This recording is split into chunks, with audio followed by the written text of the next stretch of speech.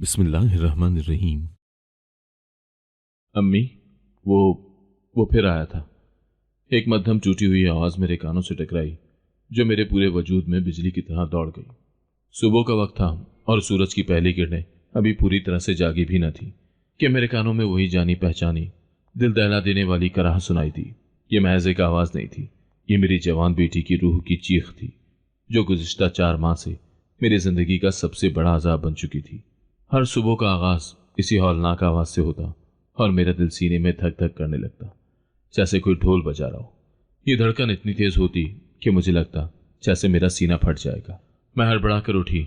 नींद का खुमार पल भर में काफूर हो गया और मेरे कदम खुद ब खुद उसके कमरे की तरफ उठ गए। दरवाजा हल्का सा खुला था। अंदर से आने वाली सिसकियों की आवाज अब वाज़ेह हो चुकी थी। हर सिसकी मेरे दिल पर एक कारी जरब लगा रही थी। मैंने अंदर झांका तो देखा कि वो बिस्तर पर औंधी पड़ी थी। उसका नाजुक जिस्म दर्द से अकड़ा हुआ था जैसे किसी ने उसे मरोड़ दिया हो। उसका चेहरा तकिए में धंसा था और उसके बाल बिखरे हुए थे। उसके लिबास पर मट्टी और कुछ ऐसे निशानात थे जो मुझे हर सुबह परेशान करते थे। ऐसे निशानात जो किसी आम खेल कूद के नहीं लगते थे। कमरे में एक अजीब सी बोझल खामोशी छाई होती थी जो उसकी सिसकियों से टूट रही थी। अम्मा, उसने बमुश्किल आवाज निकाली। उसकी आवाज में इतनी तकलीफ थी कि मेरा कलेजा मुंह को आ गया। यह आवाज मेरे कानों में गूंजने लगी और मुझे अपनी बेबसी का शदीद एहसास हुआ। रात वो फिर आया था। मुझे बचा लो, मुझे बहुत तकलीफ होती है। उसकी आंखों में आंसू भरे हुए थे जो उसके गालों से बहकर तकिए को गीला कर रहे थे। उसके जिस्म पर नील के निशानात वाज़ेह थे, कुछ पुराने और कुछ नए, जो उसकी मुसलसल अजियत की गवाही दे रहे थे। ये निशानात ऐसे थे जैसे किसी ने उसे बहुत जोर से पकड़ा हो या मारा हो। मैं उसके पास बैठी, उसका सर अपनी गोद में रखा, उसके बिखरे बालों को सहलाने लगी। मेरे अपने आंसू भी उसके आंसुओं में शामिल हो गए थे। मुझे समझ ही नहीं आ रहा था कि मैं क्या करूं, किससे मदद मांगूं। ये 4 माह मेरी जिंदगी के सबसे मुश्किल तरीन महीने थे। हर सुबह यही मंजर, यही कराहें और मेरी बेबसी। मैंने उसे अपने सीने से लगा लिया। उसके जिस्म का दर्द महसूस कर सकती थी। मेरे दिल में एक तेज कसक उठी। वो कांप रही थी जैसे सर्दी लग रही हो, हालांकि कमरे में गर्मी थी। उसका खौफ इतना गहरा था कि वो अपने वजूद के हर जर्रे में उसे महसूस कर रही थी। उसकी आंखों में एक ऐसी दहशत थी जो मुझे भी खौफजदा कर रही थी। मैंने उससे पूछने की कोशिश की, कौन आया था बेटी, लेकिन वो सिर्फ सिसकियां भरती रही और वो के सिवा कुछ न कह सकी। उसकी आवाज में लर्जिश थी। उसका पूरा वजूद खौफ से कांप रहा था। मुझे लगता था कि ये किसी माफूकुल फितरत हस्ती का काम है, कोई जिन, कोई आसिब जो मेरी बेटी को तंग कर रहा है। क्योंकि ये कैसे मुमकिन था कि कोई इंसान हर रात आए और किसी को पता भी न चले। हमारा घर छोटा था। एक से दूसरे कमरे में आवाज बआसानी सुनाई देती थी। मैं अक्सर रात को थकन की वजह से गहरी नींद सो जाती थी और शायद इसी वजह से मुझे रात के पिछले पहर होने वाली किसी भी हरकत का इल्म न हो पाता था। मेरी बेटी की हालत देखकर मुझे अपनी बेबसी का शदीद एहसास होता था। मैंने उसे साफ लिबास पहनाया, उसके जख्मों पर मरहम लगाया और उसे गर्म दूध पीने को दिया। वो खामोशी से सब कुछ करती रही। उसकी आंखें खाली थीं, जैसे उसकी रूह कहीं और भटक रही हो। उसकी खामोशी मुझे मजीद परेशान करती थी। मैंने बारहा उससे पूछा कि बेटी, तुम मुझे क्यों नहीं बताती कि क्या होता है, लेकिन उसने हमेशा सर झुका लिया। सिर्फ इतना कहा, अम्मा, वो बहुत बुरा है, वो मुझे डराता है। उसकी आवाज़ में लर्जिश होती थी और मैं उसके खौफ को समझ सकती थी। मुझे लगता था कि शायद वो सदमे में है कि वो अल्फाज में बयान नहीं कर पा रही, या शायद उसे किसी ने धमकाया हो कि वो किसी को कुछ ना बताए। लेकिन मेरे जहन में ये बात पुख्ता हो चुकी थी कि ये कोई इंसानी काम नहीं हो सकता। ये तो कोई ऐसी चीज़ है जो नज़र नहीं आती, जो छुप कर आती है और मेरी बेटी को अजियत देकर चली जाती है। मैंने उसके लिए बहुत दुआएं की, हर वक्त उसकी हिफाजत के लिए अल्लाह ताला से इल्तिजा करती रही। मैंने अपनी नमाजों में इजाफा किया, तहज्जुद पढ़ना शुरू किया, हर वक्त अल्लाह से मदद मांगती रही। लेकिन इसके बावजूद हर सुबह वही कर्ब, वही दर्द और वही आंसू। मेरी जिंदगी एक मुस्तकिल अजियत बन चुकी थी और मैं इससे निकलने का कोई रास्ता नहीं देख पा रही थी। यह एक ऐसा भंवर था जिसमें मैं बुरी तरह से फंस चुकी थी। मेरी बेटी आसिया की हालत दिन ब दिन बिगड़ती जा रही थी और मैं उसे अपनी आंखों के सामने घुलता देख रही थी। उसकी हंसती मुस्कुराती तबीयत कहीं खो गई थी और उसकी जगह एक खामोश सहमी हुई लड़की ने ले ली थी। मुझे याद है वो दिन जब मेरी बेटी स्कूल जाती थी, चहचहाती, हंसती मुस्कुराती, मेरे घर की रौनक थी वो। उसके बचपन की सहेली आमना, ऐसा लगता था जैसे दोनों में एक दूसरे की जान बसी है। पहले वो अक्सर आसिया से मिलने आया करती थी, लेकिन आहिस्ता आहिस्ता उसने आना कम कर दिया। एक दिन मैंने आसिया से पूछा कि आमना अब क्यों नहीं आती, तो उसने बस इतना कहा, अम्मा वो कहती है कि तुम नहीं आती तो मैं क्यों आऊं। तब मैंने उसे कहा, तुम भी चली जाया करो, क्यों नहीं जाती तुम, एक ही मोहल्ले की बात है। आसिया ने मेरी बात पर सर हिलाया और अगले ही दिन आमना के घर चली गई। अब ये उसका मामूल था कि वो अक्सर खुद आमना के घर जाया करती और घंटों लगा कर आती। एक शाम जब वो वापस आई तो उसका चेहरा बहुत उतरा हुआ था। मैंने वजह पूछी तो बस यही कहा कि अम्मा सर में बहुत दर्द है। अगले दिन आसिया की माँ हमारे घर आई और कहा, देखो बहन, मोहल्लेदारी है, मैंने इसलिए वावेला नहीं बचाया।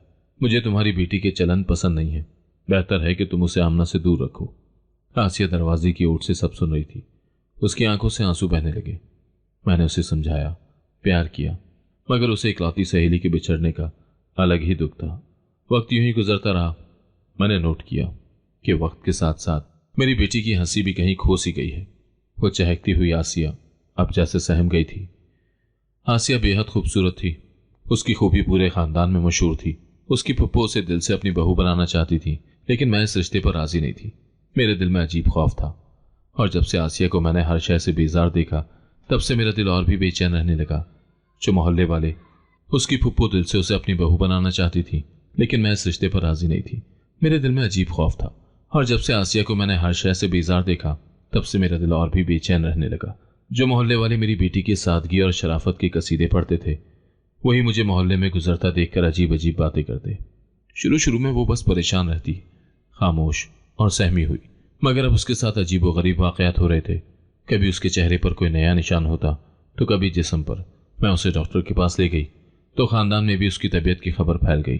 खानदान वालों को आसिया की हालत का इल्म हुआ तो वो भी हमसे दूर हो गए। जब कोई मेरी बेटी को हिकारत की नज़र से देखता तो मेरा दिल कट जाता।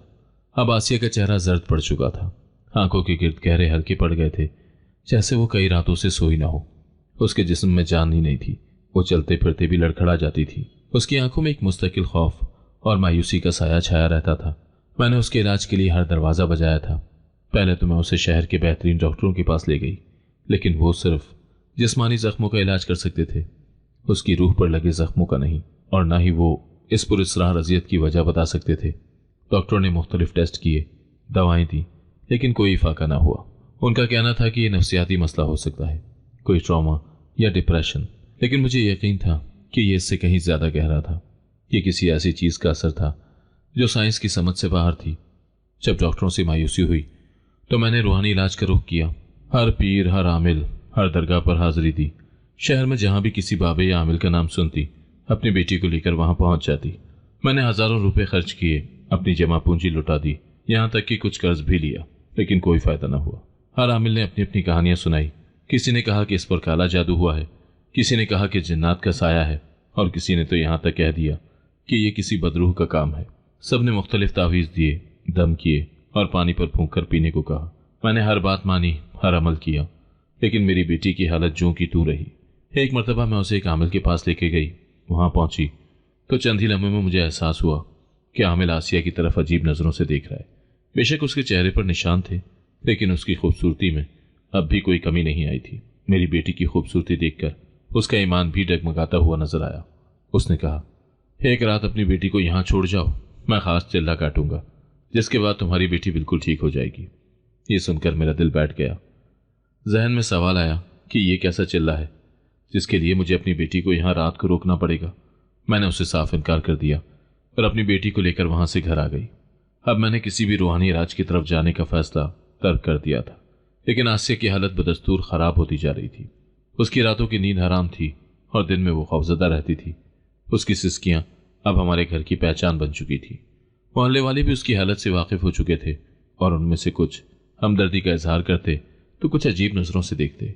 कुछ तो ये भी कहते कि शायद इस पर किसी ने आसेब का साया कर दिया है या उसे किसी ने नजर लगा दी है। उनकी बातें मेरे दिल को चीरती थी, लेकिन मैं क्या कर सकती थी।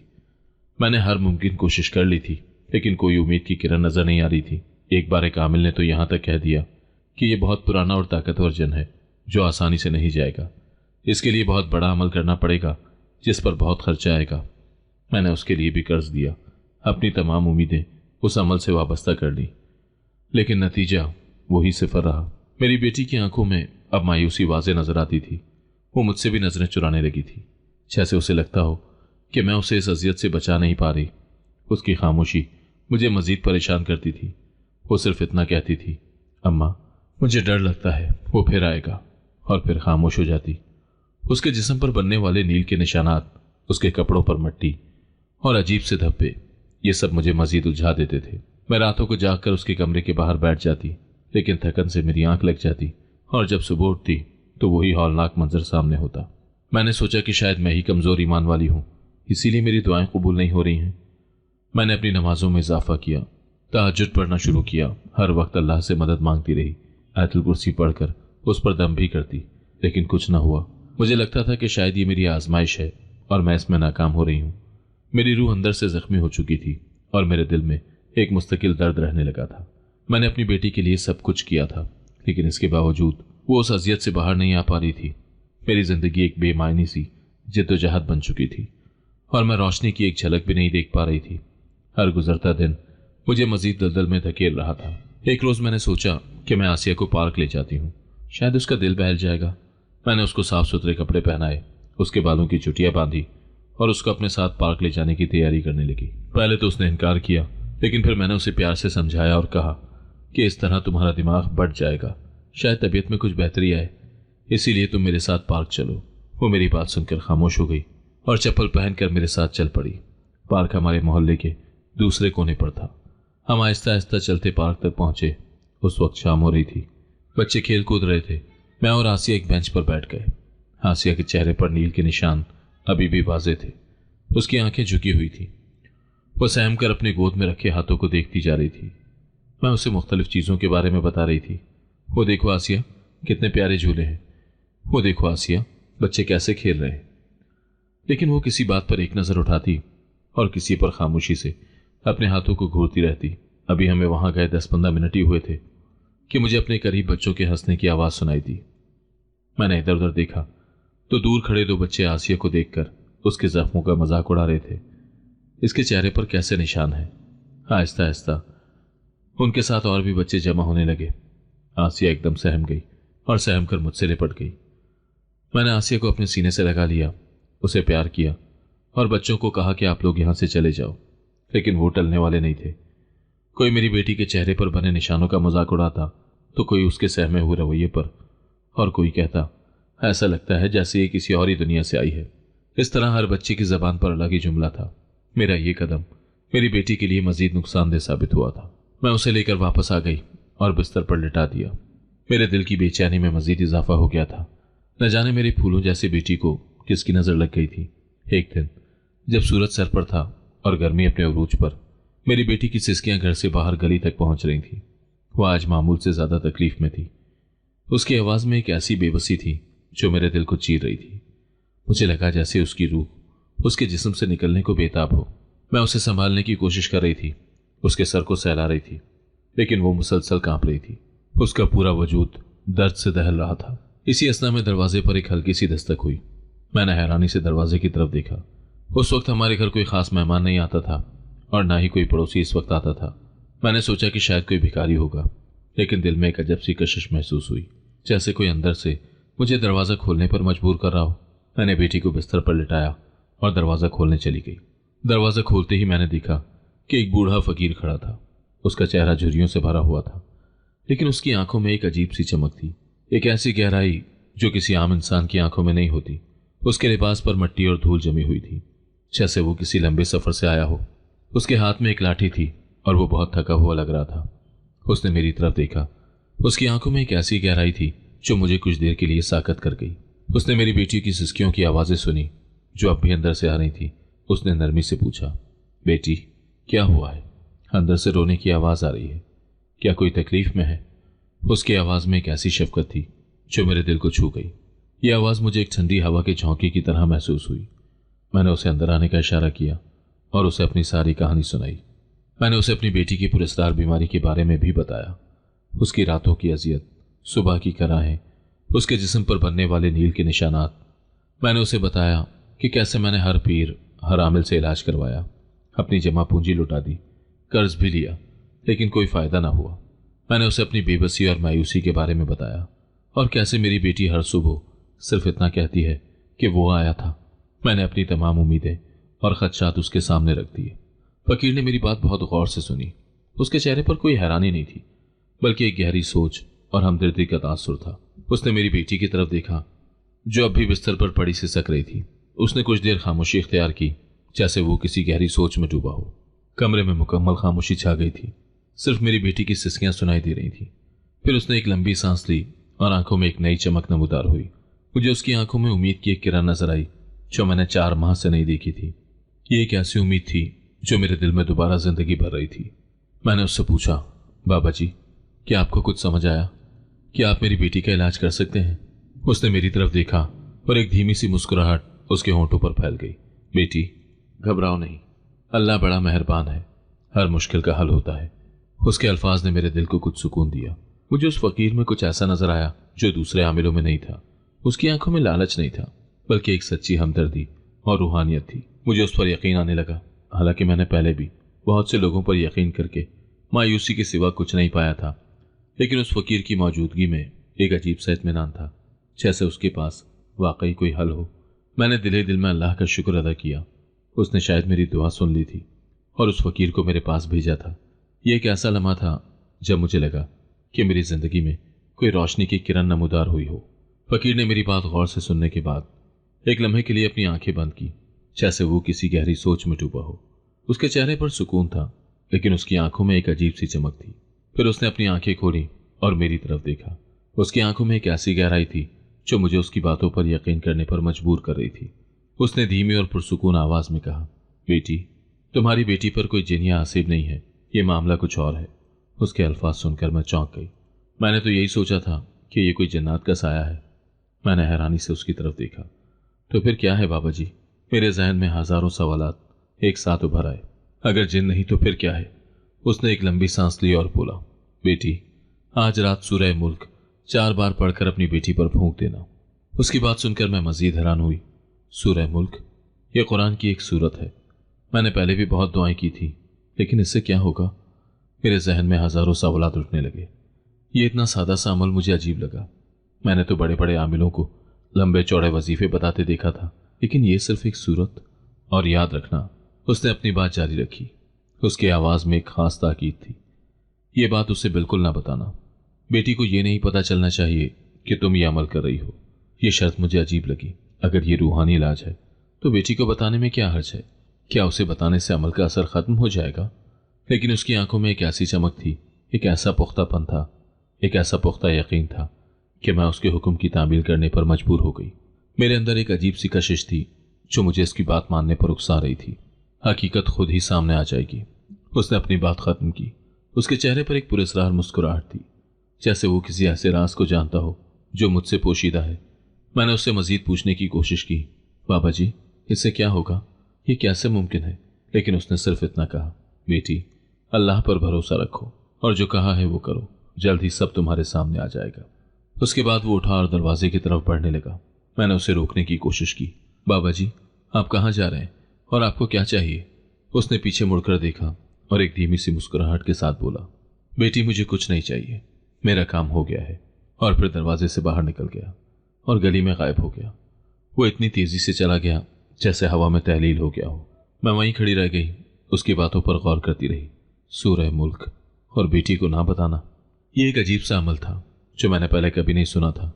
मैंने बहुत से आमिलों को देखा जो लंबे चौड़े वजीफे बताते थे, तावीज़ देते थे और भारी रकम का मुतालबा करते थे, लेकिन उस फकीर ने ना कोई रकम मांगी, ना ही कोई मुश्किल अमल बताया, सिर्फ सूरह मुल्क। मेरे दिल में एक अजीब सी उम्मीद जागी। शायद ये वाकई कोई मुख्तलिफ मामला है। शायद उस फकीर ने कुछ ऐसा देख लिया था जो मैं नहीं देख पा रही थी। मैंने दिल ही दिल में फैसला किया कि मैं उसकी बात जरूर मानूंगी। मेरे पास खोने के लिए कुछ नहीं था और शायद ये मेरी आखिरी उम्मीद थी। मैंने कुरान खोला और सूरह मुल्क की तिलावत शुरू की। मैंने उसे गौर से पढ़ा, उसके मायने पर गौर किया और अपने दिल में एक पुख्ता इरादा कर लिया कि आज रात मैं ये अमल जरूर करूंगी। मेरे जहन में अब भी यही सवाल था कि बेटी को क्यों नहीं बताना, लेकिन मैंने फकीर की बात पर भरोसा करने का फैसला किया था। रात गहरी हो चुकी थी और चांद अपनी पूरी आबोताब से आसमान पर चमक रहा था। घर में मुकम्मल खामोशी छाई हुई थी, सिर्फ झींगरों की आवाज़ें सुनाई दे रही थी।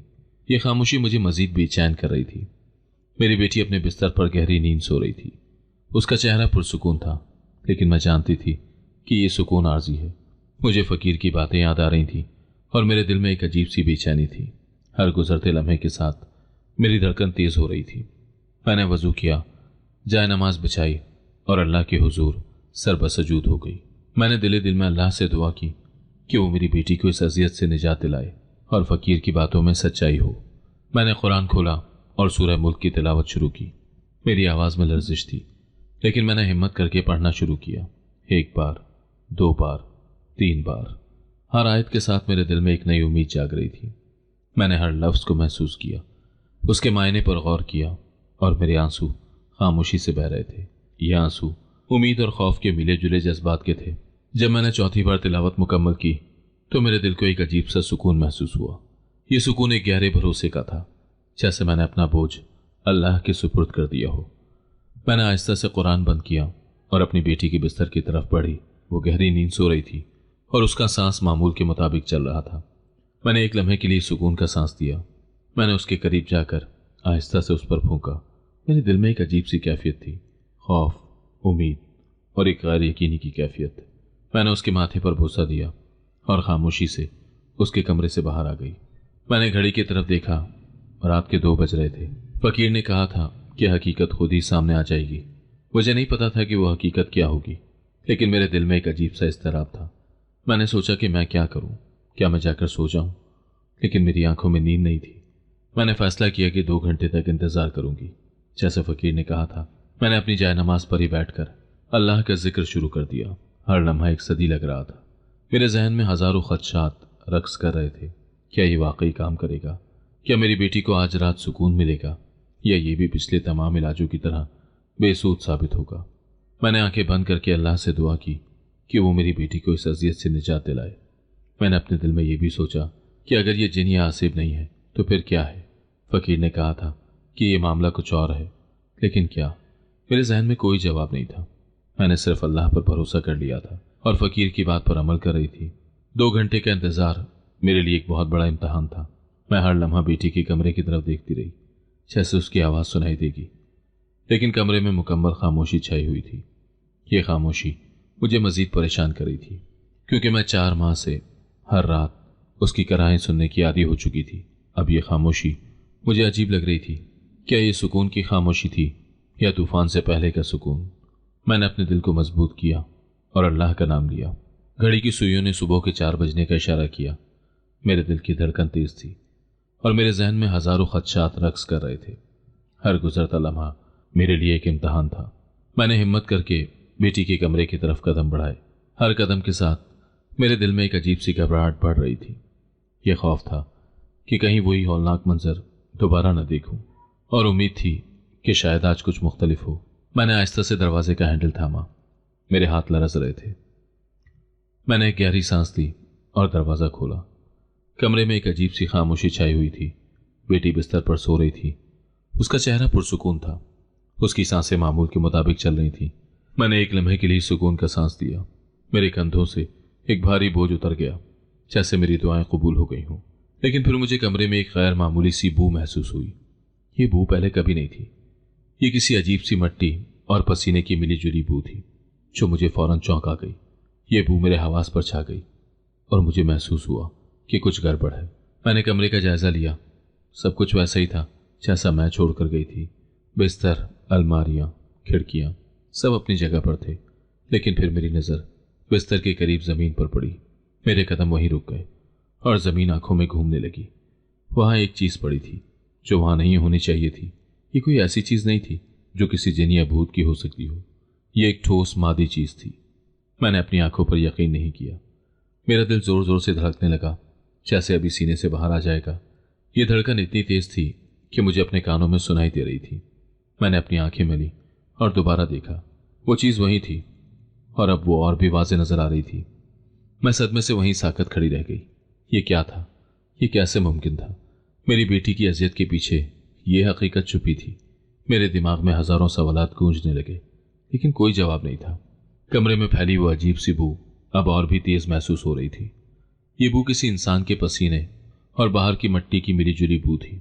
ये बू मुझे इस बात पर मजबूर कर रही थी कि मैं उस चीज़ को गौर से देखूं जो ज़मीन पर पड़ी थी। मैंने एक कदम आगे बढ़ाया। मेरा पूरा जिस्म कांप रहा था। मैंने खुद को संभाला और उस चीज के करीब गई। ये कोई ऐसी चीज थी जो किसी जिन या आसिफ की मौजूदगी का सबूत नहीं हो सकती थी। ये कोई ऐसी चीज थी जो सिर्फ एक इंसान ही पीछे छोड़ सकता है। मेरे दिल में एक अजीब सा खौफ और गुस्सा एक साथ उभरा। मैंने कभी सोचा भी नहीं था कि ये हकीकत हो सकती है। मैंने हमेशा इसे रूहानी मसला समझा था, इसलिए हर मुमकिन कोशिश की थी, लेकिन अब जो मेरे सामने था वो मेरी तमाम सोचों के बरक्स था। ये एक ऐसा इंकिशाफ था जो मेरे लिए नाकाबिल यकीन था। मैंने अपने आप को संभाला और मजीद गौर से उस चीज को देखा। मैं सदमे से वहीं साकत खड़ी थी। मेरी नजरें जमीन पर पड़ी उस चीज पर जमी हुई थी। मेरे जहन में हजारों सवालात गूंज रहे थे, लेकिन कोई जवाब नहीं था। मैंने अपनी आंखों पर यकीन नहीं किया, लेकिन वो चीज वहीं थी और अब और भी वाज़ेह नजर आ रही थी। मैंने हिम्मत करके एक कदम बढ़ाया। मेरा पूरा जिस्म कांप रहा था। मैंने खुद को संभाला और उस चीज के करीब गई। रोशनी अभी पूरी तरह से नहीं फैली थी, लेकिन मैंने कमरे की लाइट जलाई। रोशनी के झटके से मेरी आंखों के सामने सब कुछ वाज़ेह हो गया। जमीन पर पड़ी वो चीज अब और भी नुमायां हो चुकी थी। वो एक मर्दाना चप्पल थी जो हमारे घर की किसी मर्द के साइज की थी। उस पर मिट्टी लगी हुई थी जैसे कोई बाहर से आया हो। उसके साथ ही एक बटन भी पड़ा था जो किसी की कमीज का लग रहा था। ये कोई जिन या भूत नहीं, बल्कि एक इंसान का निशान था। मेरे दिल में एक अजीब सा खौफ और गुस्सा एक साथ उभरा। मैंने कभी सोचा भी नहीं था कि यह हकीकत हो सकती है। मैंने हमेशा इसे रूहानी मसला समझा था, इसलिए हर मुमकिन कोशिश की थी, लेकिन अब जो मेरे सामने था वो मेरी तमाम सोचों के बरक्स था। यह एक ऐसा इंकिशाफ था जो मेरे लिए नाकाबिल यकीन था। मैंने लरसते हाथों से वो चप्पल उठाई। उसका वजन मेरे हाथ में महसूस हुआ और उसकी मट्टी मेरे हाथों पर लगी। ये एक आम सी चप्पल थी जो अक्सर मर्द पहनते थे। उसके साथ पड़ा बटन भी एक आम सा था, लेकिन उसकी मौजूदगी गैर मामूली थी। ये दोनों चीजें इस बात का वाज़ेह सबूत थी कि कोई इंसान रात को मेरी बेटी के कमरे में आया था। मेरे जहन में एक एक करके सारे सुराग जुड़ने लगे। मेरी बेटी के जिस्म पर नील के निशानात, उसका दर्द, उसका खौफ, ये सब किसी इंसान का किया धरा था। वो अजीब सी बू जो कमरे में फैली हुई थी वो भी अब वाज़ेह हो चुकी थी कि वो किसी इंसान के पसीने और बाहर की मट्टी की बू थी। मैंने कभी सोचा भी नहीं था कि ये सब कुछ इस कदर खौफनाक और हकीकत पर मबनी हो सकता है। मैंने हमेशा इसे माफूकुल फितरत कुव्वतों का काम समझा था। उसके लिए हर मुमकिन रूहानी इलाज की कोशिश की थी, लेकिन अब जो मेरे सामने था वो मेरी तमाम सोचों को बदल रहा था। मेरे दिल में एक ठंडी लहर दौड़ गई और मेरे रोंगटे खड़े हो गए। ये कोई जिनिया आसिफ नहीं था, बल्कि कोई इंसान था जो मेरी बेटी को अजियत दे रहा था। और वो इंसान कौन हो सकता था? यह सवाल मेरे जहन में गूंजने लगा। ये कोई ऐसा शख्स हो सकता है जो हमारे घर से वाकिफ हो, जिसे हमारे घर के हालात का इल्म हो और जो रात को आसानी से अंदर आ सके।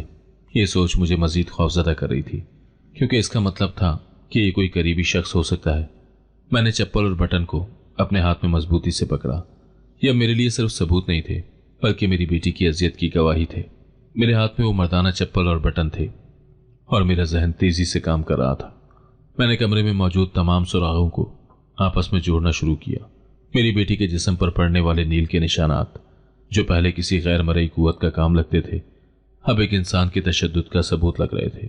उसका हर सुबह दर्द से कराना, उसका खौफजदा होना, उसका सिर्फ वो कहकर खामोश हो जाना, ये सब एक नई शक्ल इख्तियार कर चुका था। मुझे याद आया कि मेरी बेटी ने कभी खुलकर नहीं बताया था कि उसके साथ क्या होता है। वो सिर्फ इतना कहती थी कि वो आता है और उसका जिस्म दर्द से चूर होता है। शायद वो इतनी सदमे में थी या उसे धमकाया गया था कि वो किसी को कुछ ना बताए। उसके जहन में ये बात बिठा दी गई थी कि ये किसी जिन या आसिफ का काम है, ताकि वो किसी से मदद ना मांगे। ये सोच मुझे मजीद खौफजदा कर रही थी। मेरी बेटी को ना सिर्फ जिस्मानी बल्कि जहनी तौर पर भी अजियत दी जा रही थी। मैंने कमरे का बगौर जायजा लिया। खिड़की थोड़ी सी खुली हुई थी। उसके नीचे दीवार पर कुछ खराशें थी। ये खराशें ऐसी थी जैसे कोई दीवार पर चढ़कर अंदर आया हो और बाहर निकला हो। मैंने पहले कभी उन पर गौर नहीं किया था, क्योंकि मैंने उसे हमेशा बच्चों की शरारत या पुरानी दीवार के निशानात समझा था। लेकिन अब वाज़ेह हो चुका था कि ये किसी के रात को चुपके से अंदर आने और बाहर जाने के निशानात थे। मुझे याद आया कि मेरी बेटी के कपड़ों पर अक्सर मट्टी और अजीब से धब्बे लगे होते थे जो मुझे परेशान करते थे। मैंने सोचा कि शायद वो नींद में बाहर निकल जाती हो, लेकिन अब मुझे समझ में आ रहा था कि ये मट्टी उस शख्स की थी जो बाहर से आता था। फकीर ने सूरह मुल्क का कहकर दरअसल उस शख्स को डरा दिया था जो मेरी बेटी पर जुल्म कर रहा था। उसने कोई रूहानी अमल नहीं किया था, बल्कि उसने एक नफ्सियाती चाल चली थी। उसने उस शख्स को यह यकीन दिलाया था कि उसके अमल का रूहानी तौर पर मुकाबला किया जा रहा है, और इसी खौफ से वो जल्दबाजी में ये निशानियां छोड़ गया। फकीर की बात कि हकीकत खुद ही सामने आ जाएगी अब मेरे सामने वाज़े हो चुकी थी, और यह हकीकत किसी जिनिया आसिफ की नहीं बल्कि एक इंसान की थी। ये कोई ऐसा शख्स था जो हमारे घर से वाकिफ था, जिसे हमारे घर के हालात का इल्म था, और जो रात को आसानी से अंदर आ सकता था। ये सोच मुझे मजीद खौफजदा कर रही थी, क्योंकि इसका मतलब ये था कि ये कोई करीबी शख्स हो सकता है। मेरे जहन में एक एक करके तमाम करीबी रिश्तेदारों के चेहरे घूमने लगे। कौन हो सकता है? कौन इतना घिनौना काम कर सकता है? मेरे दिल में एक अजीब सा दर्द उठा। यह दर्द उस हकीकत का सबूत था कि कोई अपना ही मेरी बेटी को अजियत दे रहा था। मैंने चप्पल और बटन को मजबूती से पकड़ा। ये अब मेरे लिए सिर्फ सबूत नहीं थे, बल्कि मेरी बेटी की अजियत की गवाही थे। मेरी आंखों में आंसू भर आए, लेकिन इस बार ये आंसू बेबसी के नहीं बल्कि गुस्से और इंतकाम के थे। मैंने अपनी बेटी को उस दरिंदे से बचाने का पुख्ता इरादा कर लिया था। मैं अब मजीद खामोश नहीं रह सकती थी।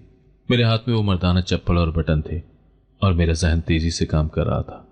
मैंने तमाम सुराहों को आपस में जोड़ लिया था, और अब मुझे यकीन हो चुका था कि मेरी बेटी की अजियत के पीछे कोई इंसान है। लेकिन वो इंसान कौन था? ये सवाल मेरे जहन में बार बार गूंज रहा था। मैंने अपने तमाम करीबी रिश्तेदारों के बारे में सोचना शुरू कर दिया। कौन था जो रात को हमारे घर आ सकता था और किसी को पता भी न चलता? कौन था जो इतना घिनौना काम कर सकता था? मेरे जहन में एक एक करके तमाम चेहरे घूमने लगे। हर चेहरे को मैं शक की नज़र से देख रही थी। फिर अचानक एक चेहरा जहन में आया, जो अक्सर हमारे घर आता जाता था, जिस पर हम सब बहुत भरोसा करते थे। यह हमारे ख़ानदान का एक करीबी रिश्तेदार था, जिसे हम सब बहुत इज्जत देते थे, और जो हमेशा हमदर्द और नेक नज़र आता था। उसका नाम मेरे जहन में आते ही मेरे जिस्म में एक सनसनी सी दौड़ गई। नहीं, ये नहीं हो सकता। मेरा दिल चीख उठा। वो ऐसा कैसे कर सकता है? वो तो बहुत नेक और शरीफ इंसान लगता था। ये सोच मेरे लिए नाकाबिले यकीन थी, लेकिन फिर मुझे उसकी कुछ आदत याद आई।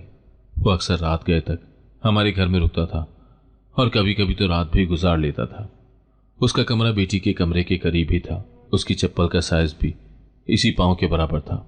मेरे हाथ में मौजूद चप्पल को देखकर मुझे उस पर शक होने लगा। मैंने उस चप्पल को कई बार गौर से देखा, और फिर मुझे उसमें एक मखसूस निशान नजर आया, जो मैंने पहले भी उस रिश्तेदार की चप्पल पर देखा था। ये एक ऐसा निशान था जो सिर्फ उसी की चप्पल पर होता था, और बटन, वो भी उसकी कमीज के बटन जैसा था। मेरे रोंगटे खड़े हो गए। यह हकीकत इतनी हौलनाक थी कि मेरा दिल बैठ गया। जिस पर हमने इतना भरोसा किया, जिसको हमने अपने घर में पनाह दी, वही मेरी बेटी का मुजरिम था। यह सोच मेरे लिए नाकाबिले बर्दाश्त थी। मेरे अंदर का खौफ अब गुस्से में बदल चुका था, और यह गुस्सा उस शख्स पर था जिसने मेरी बेटी की मासूमियत को पामाल किया था। और यह गुस्सा अपनी बेबसी पर भी था कि मैं इतने अरसे तक इस हकीकत से बेखबर रही। मेरी आंखों में आंसू भर आए, लेकिन इस बार ये आंसू बेबसी के नहीं बल्कि गुस्से और इंतकाम के थे। मैंने अपनी बेटी को उस दरिंदे से बचाने का पुख्ता इरादा कर लिया था। मैं अब मजीद खामोश नहीं रह सकती थी। मैंने दिले दिल में कसम खाई कि मैं उस शख्स को उसके किए की सजा दिलवा कर रहूंगी। ये रिश्तेदार था, लेकिन इसने जो किया था उसके बाद वो मेरे लिए एक दरिंदा था। मैंने अपने आप को संभाला और मजबूती से खड़ी हो गई। मुझे अपनी बेटी के लिए लड़ना था, मुझे उसे इंसाफ दिलवाना था। ये एक मुश्किल और तकलीफ दे सफ़र था, लेकिन मैं अपनी बेटी के लिए हर मुश्किल का सामना करने को तैयार थी। मैंने चप्पल और बटन को एक कपड़े में लपेटा। ये मेरे लिए सबसे अहम सबूत थे। मेरे दिल में अब कोई शक नहीं था। हकीकत मेरे सामने आ चुकी थी, और अब मुझे सिर्फ इंसाफ चाहिए था। मैंने अपने आप को संभाला और मजबूती से खड़ी हो गई। मेरी आंखों में आंसू थे, लेकिन अब ये आंसू बेबसी के नहीं बल्कि गुस्से और इंतकाम के थे। मैंने अपनी बेटी को उस दरिंदे से बचाने का पुख्ता इरादा कर लिया था। मैंने दिले दिल में कसम खाई कि मैं उस शख्स को उसके किए की सजा दिलवा कर रहूंगी। ये रिश्तेदार था, लेकिन इसने जो किया था उसके बाद वो मेरे लिए एक दरिंदा था। मैंने अपने हाथ में वो चप्पल और बटन मजबूती से पकड़े हुए थे। ये मेरे लिए सबसे अहम सबूत थे। सुबह होते ही मैंने बगैर किसी हिचकिचाहट के पुलिस से राब्ता किया। ये मेरे लिए एक मुश्किल कदम था, क्योंकि मैंने कभी सोचा भी नहीं था कि मुझे अपने ही खानदान के किसी फर्द के खिलाफ पुलिस के पास जाना पड़ेगा। लेकिन मेरी बेटी की अजियत ने मुझे ये हिम्मत दी थी। मैंने पुलिस को सारी कहानी सुनाई। अपनी बेटी की 4 माह की अजियत, फकीर का हुक्म और फिर रात को मिलने वाला सुराग। मैंने उन्हें वो चप्पल और बटन भी दिखाए। पुलिस ने मेरी बात गौर से सुनी। पहले तो उन्हें यकीन ही नहीं आया, लेकिन जब मैंने उन्हें तमाम तफसीलात बताई और सबूत दिखाए तो उन्होंने फौरी कार्रवाई का यकीन दिलाया। पुलिस ने चंद ही घंटों में हमारे करीबी रिश्तेदार को, जो अक्सर हमारे घर आते जाते थे, चप्पल और बटन के सुराग के बाद गिरफ्तार कर लिया। जब पुलिस उसे गिरफ्तार करने आई तो पहले तो वो हक्का बक्का रह गया। उसके चेहरे पर हैरानी और खौफ के मिले जुले तासुरात थे। उसे यकीन ही नहीं आ रहा था कि उसे पकड़ा जा रहा है। उसने मेरी तरफ देखा और उसकी आंखों में एक लम्हे के लिए खौफ नजर आया, लेकिन फिर उसके चेहरे पर एक अजीब सी बेशर्मी और तकब्बुर नमूदार हुआ, जैसे उसे अपने किए पर कोई पछतावा ना हो। पुलिस ने उसे हथकड़ियां लगाईं और उसे अपने साथ ले गई। मैंने उसे जाते हुए देखा और मेरे दिल में एक अजीब सा सुकून महसूस हुआ। यह सुकून इस बात का था कि मेरी बेटी को इंसाफ मिलने वाला था। यह एक मुश्किल और तकलीफदेह सफर था, लेकिन मैं अपनी बेटी के लिए हर मुश्किल का सामना करने को तैयार थी। पुलिस ने मुझे यकीन दिलाया कि वो इस मामले की पूरी तहकीकात करेंगे और मुजरिम को उसके किए की सजा दिलवाएंगे। मैंने अपने आप को संभाला और अपनी बेटी के पास गई। वह अभी सो रही थी। उसका चेहरा पुरसुकून था। मुझे उम्मीद थी कि अब उसकी रातें पुरसुकून गुजरेंगी और उसे मजीद अजियत नहीं उठानी पड़ेगी। मैंने उसके माथे पर बोसा दिया और दिले दिल में अल्लाह का शुक्र अदा किया कि उसने मुझे ये हिम्मत दी और मुझे हकीकत तक पहुंचने में मदद की। ये एक लंबी जंग थी, लेकिन इसका आगाज हो चुका था और मैं जानती थी कि मैं इसे जीत कर रहूंगी। पुलिस स्टेशन में मुजरिम से पूछगछ की जा रही थी। मैं बाहर इंतजार कर रही थी। मेरा दिल तेजी से धड़क रहा था। मैं जानना चाहती थी कि आखिर उसने ये सब क्यों किया, इसके क्या मुहर्रिकात थे। पुलिस ने मुझे बताया कि पहले तो वो इनकार करता रहा, लेकिन जब उन्हें मजीद ठोस सबूत मिले और उन्होंने सख्त पूछगछ की तो उसने आखिरकार एतराफ़ कर लिया। जब मुझे उसके एतराफ़ के बारे में बताया गया तो मेरे रोंगटे खड़े हो गए। उसने कहा कि मैं तो बस उसे सुधार रहा था, ये बहुत सरकश हो गई थी। उसके अल्फाज सुनकर मेरे रोंगटे खड़े हो गए। उसकी सोच इतनी घिनौनी और बीमार थी। उसका कहना था कि उसे लगता था कि वो मेरी बेटी को काबू कर रहा है और उसे सबक सिखा रहा है, क्योंकि उसे बेटी का आज़ादाना रवैया पसंद नहीं था। वो मेरी बेटी के बढ़ते हुए एतमाद और उसके अपनी मर्जी से जीने के अंदाज को बर्दाश्त नहीं कर सकता था। उसे ये सब अपनी तौहीन महसूस होता था। उसने कहा कि वो उसे हुदूद में रखना चाहता था, उसे अजियत देना ज़रूरी समझता था। उसने ये भी बताया कि वो ये सब इसलिए करता था ताकि मेरी बेटी खौफज़दा रहे और किसी से बात ना करे। उसने बेटी को धमकाया था कि अगर उसने किसी को कुछ बताया तो उसका अंजाम बुरा होगा। इसीलिए मेरी बेटी खामोश थी और वो उसे जिन भूत का मामला समझती रही। उसका कहना था कि वो उसे नफ्सियाती तौर पर तोड़ना चाहता था ताकि वो मुकम्मल तौर पर उसके कंट्रोल में आ जाए। उसने ये भी एतराफ़ किया कि वो रात को खिड़की के जरिए अंदर आता था और सुबह होने से पहले ही उसी रास्ते से निकल जाता था। उसने सोचा था कि कोई भी उस पर शक नहीं करेगा, क्योंकि वो हमारे घर का एक करीबी और काबिल एतमाद फर्द था। उसने फ़कीर के अमल के बारे में भी बताया। उसका कहना था कि जब फ़कीर ने सूरह मुल्क का जिक्र किया और कहा कि हकीकत सामने आ जाएगी तो उसे लगा कि उसका राज खुलने वाला है। वो इतना खौफज़दा हो गया था कि जल्दबाजी में अपनी चप्पल और बटन वहीं छोड़ गया। उसे लगा कि ये कोई रूहानी ताकत है जो उसके खिलाफ काम कर रही है। उसकी इस घिनौनी हरकत की एक किस्म की तरबियत समझना सरासर एक जहनी बीमारी थी। उसकी सोच इतनी बिगड़ चुकी थी कि वो अपनी शैतानी हरकतों को दुरुस्त समझता था। मैंने उसकी बातें सुनकर अपने आप को संभाला। मेरे दिल में एक अजीब सा दर्द उठा। ये दर्द उस हकीकत का था कि कोई अपने ही मेरी बेटी को अजियत दे रहा था, लेकिन इसके साथ ही एक सुकून भी था कि हकीकत सामने आ चुकी थी और मुजरिम पकड़ा जा चुका था। ये एक मुश्किल और तकलीफदेह लम्हा था, लेकिन मैं अपनी बेटी के लिए हर मुश्किल का सामना करने को तैयार थी। मैंने पुलिस का शुक्रिया अदा किया और उनसे कहा कि वो उस शख्स को सख्त से सख्त सजा दिलवाएं। मुजरिम का एतराफ़ और उसके घिनौने मुहर्रिकात सामने आने के बाद कानूनी कार्रवाई का आगाज़ हुआ। यह एक लंबा और तकलीफदेह अमल था, लेकिन मैंने अपनी बेटी के साथ खड़े रहने का पुख्ता इरादा कर लिया था। अदालत में मुकदमा चला और तमाम सबूत पेश किए गए। मेरी बेटी ने भी हिम्मत करके अपनी गवाही दी, हालांकि ये उसके लिए बहुत मुश्किल था। उसके अल्फाज ने कमरा अदालत में मौजूद हर शख्स को हिला कर रख दिया। मुजरिम ने अपने दिफा में बहुत सी बातें की, लेकिन सबूत और मेरी बेटी की गवाही के सामने उसकी कोई बात नहीं चली। आखिरकार कई समातों के बाद मुजरिम को उसके किए की सजा मिली।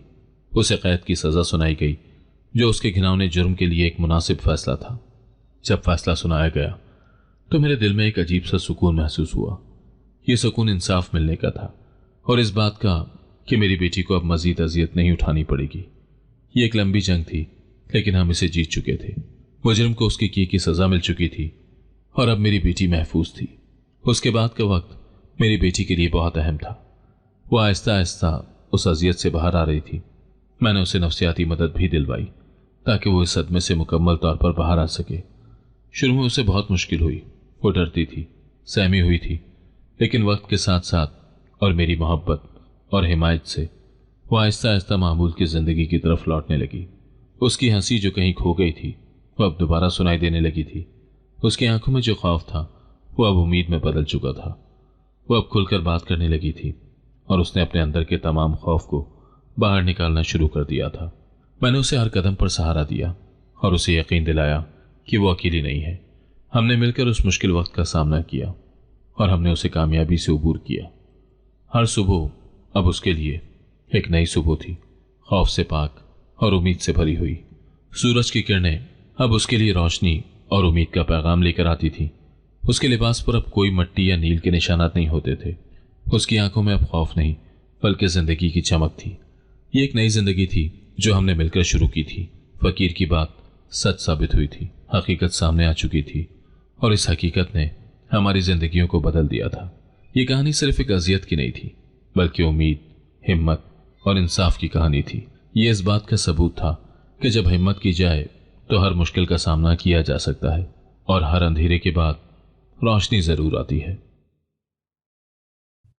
अगर आपको आज की कहानी पसंद आई है तो वीडियो को जरूर लाइक कीजिएगा और अपने दोस्तों के साथ भी शेयर कीजिएगा।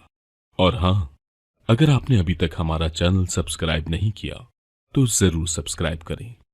मिलते हैं कल एक नई और दिलचस्प कहानी के साथ। अल्लाह हाफिज।